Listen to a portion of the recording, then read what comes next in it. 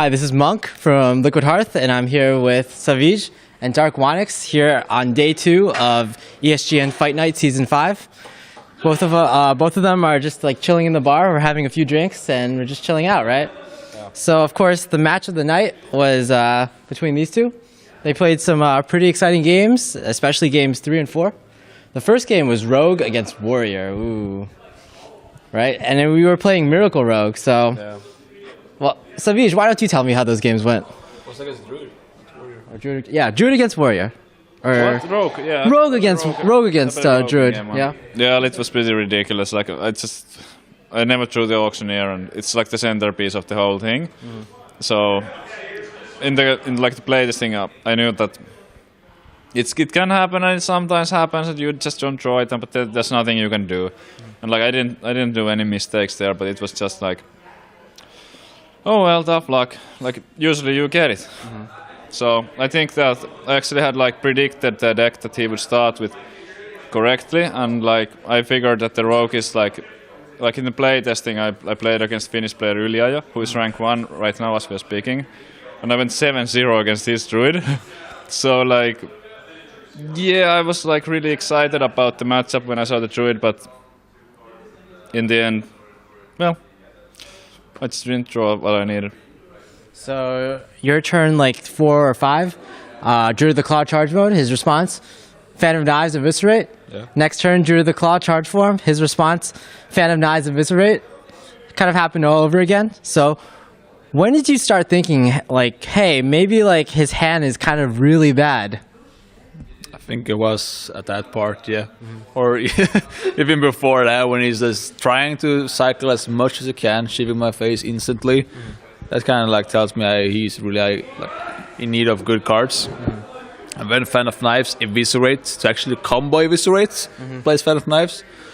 So I thought like, I'll just do the same thing and like see what he actually has in his hand, and the same response. And after that, as the part I knew like I would actually win the game was when I played Scenarios and he zapped it to actually give me like more taunt minions, which is the hardest part Miracle Rogue can deal with. And Drake and Sap? Yeah, even that. It's not as bad as Scenario Sap. Scenario Sap is even worse because that's like you have to deal with those 2 taunts in some way, and it's usually like Backstab or Blade Fury. Like both Fan of Knives were already used. Yeah, at that point I knew that I would have to get the engine like rolling, and I would need the Blade Flurry anyway.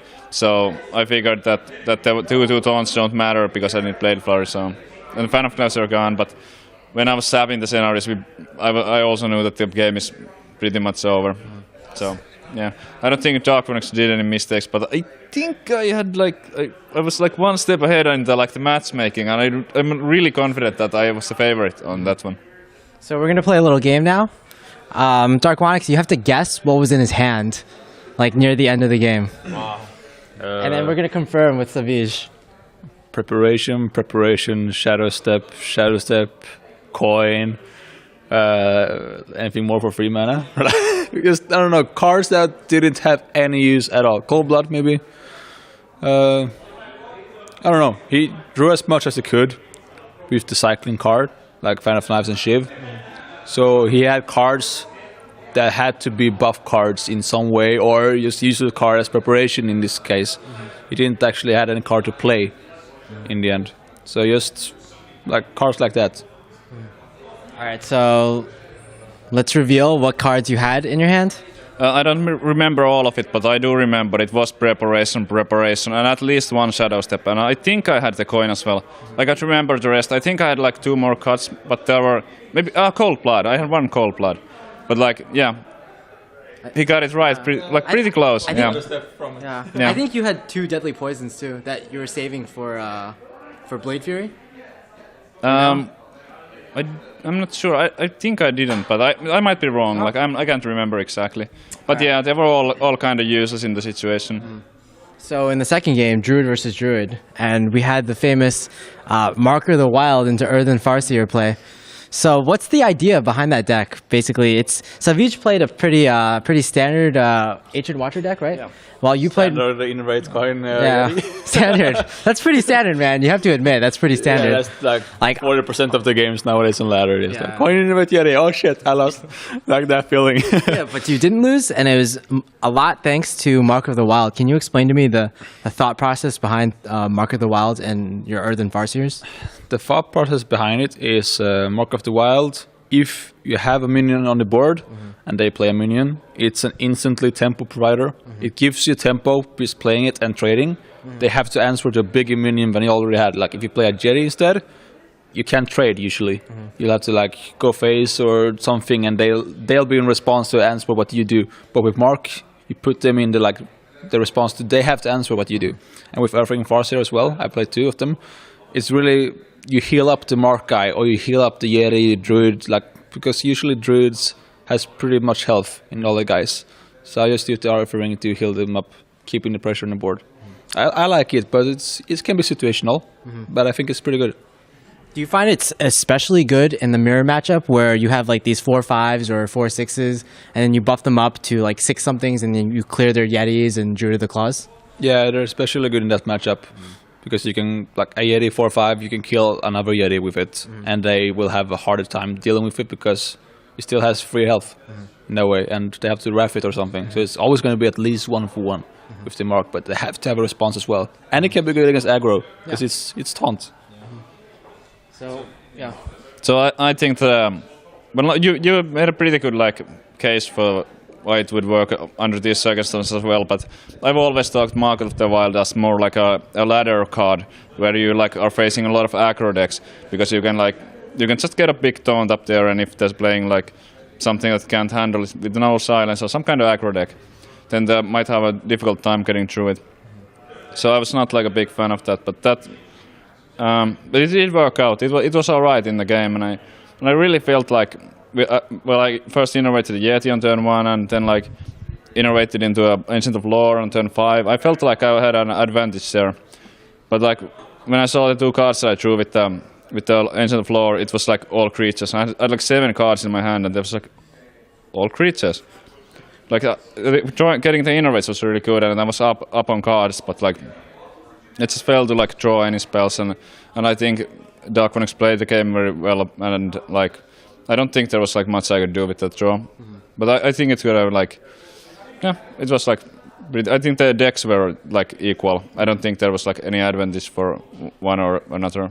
I haven't seen his exact list, but yeah. All right. So we're gonna move on. Game 3. I thought that might have been the most exciting game of the series. You were kind of pretty far behind in the series, or in the first part of the game. Caught one. I think you're.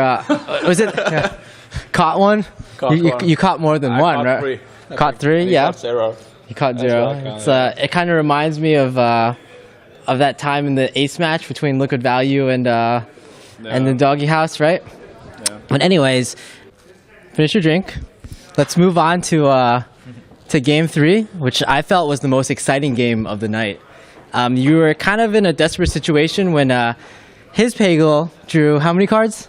I think 3 cards in a row. And then you missed the 4th one, and mine missed 4 times. Wow. So it's kind of like Liquid Value versus Doggy House in the ace match, right? Something like that. Yeah, something like that. You got to feel how it felt on the other side of the coin, right? Yeah. So you were kind of desperate in the middle of the game, and I felt you kind of made some like strange, maybe questionable plays, in that you had some pretty decent plays. You could slam your opponent's creatures, or you could play a lot of Frothing Berserkers in your hand. But instead, I felt like you were kind of setting up 3 or 4 turns in order to get a Tickmaster that could ting his Cairn.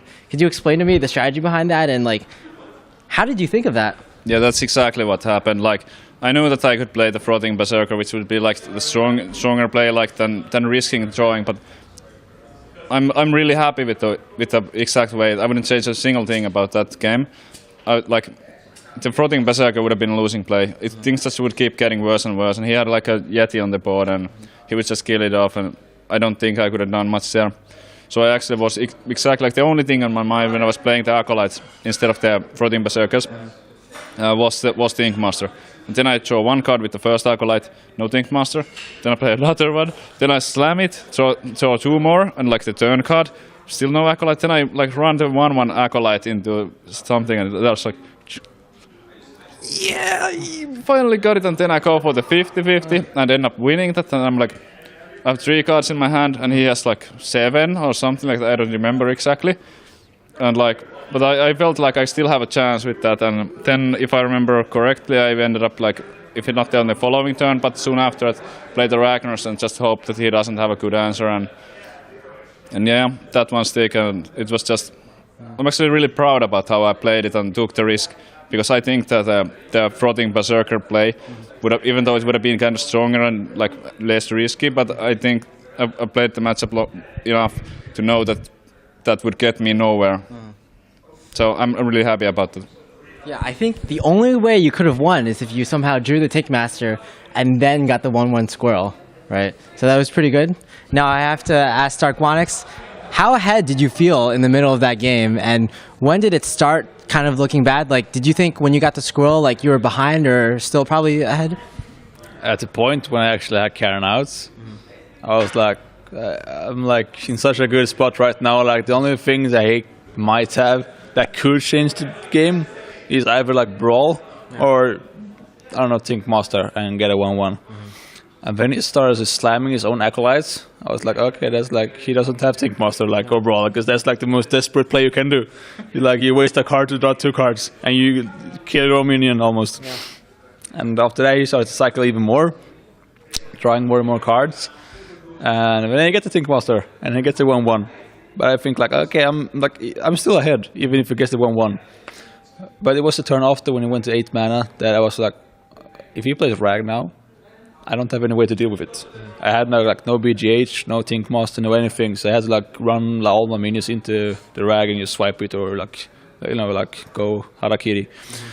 So I actually did go Harakiri.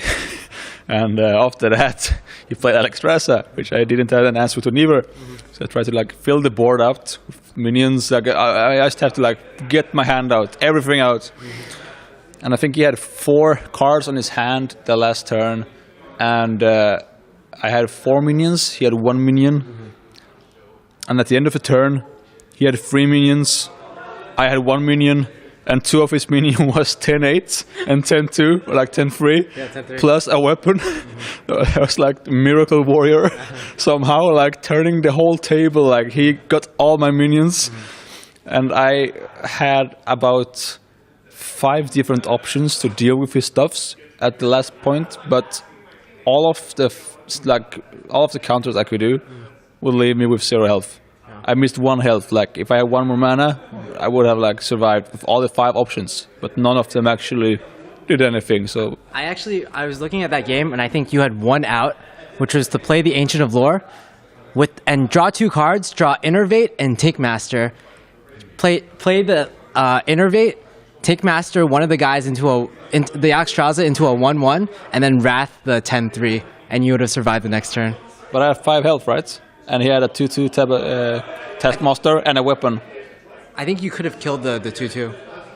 Killed 2/2. But you had something on the board, and you could have killed the 2/2. Oh yeah, in that case. Yeah, that might have been my own play. Instead of like I Wrathed. The same as his play, right? Yeah, it could have been my own play. No. The other play that could have been my own play would have been if I Wrathed for cycle and got a Druid of the Claw. Oh yeah. Druid of the Claw would have saved me. So that was like my play. I was like, okay, I want to fetch a Druid of the Claw, but I didn't get it. So it was either that play or going for a Think Master 1/1. But I think the Think Master is more RNG, because you need to get Think Master, you need to do a Savjz play, and I went for the Druid instead, but I didn't get it. Well, sometimes those things happen, right? You have 2 10-10s or 10 attack creatures on the board, and you can't deal with it. All right, game 4, the infamous Priest game that took forever, right? So I have to ask you, what did you think about Priest before going into these matches? I thought that Priest is really bad, but I thought that it's a like really good counters Warrior. It's like the best thing you can pick against Warrior, because mainly because there's like the acolytes and armor smiths and stuff like that for Cabal Shadow Priest. That's like the biggest thing. So I thought that I was the underdog going in, and I was actually surprised that it was so close match. And yeah, so.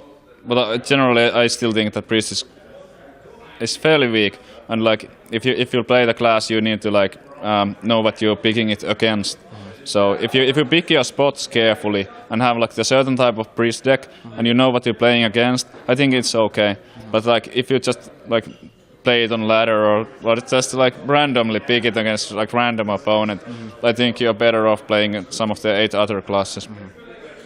So Darkwonyx, I know you were very confident about Priest going into the match. Did you think you had a very good chance against the Warrior? Like, I know you're a pretty well-known Warrior player yourself, so you must have you played the matchup a lot? I played the matchup like in both ways. I play Warrior and play Priest in the matchup. And as a Warrior, I've always have some problem with the Priest. Okay. Because either you run out of card quicker than your opponent, and you lose to fatigue some way, or the Priest will get a miracle draw, like Pyro Monster, Circle of Healing some way, and they get like 5 more cards, 10 more cards than you, and they're just gonna beat you down with the mid-range. So in both ways, I think the Priest is favored in that matchup.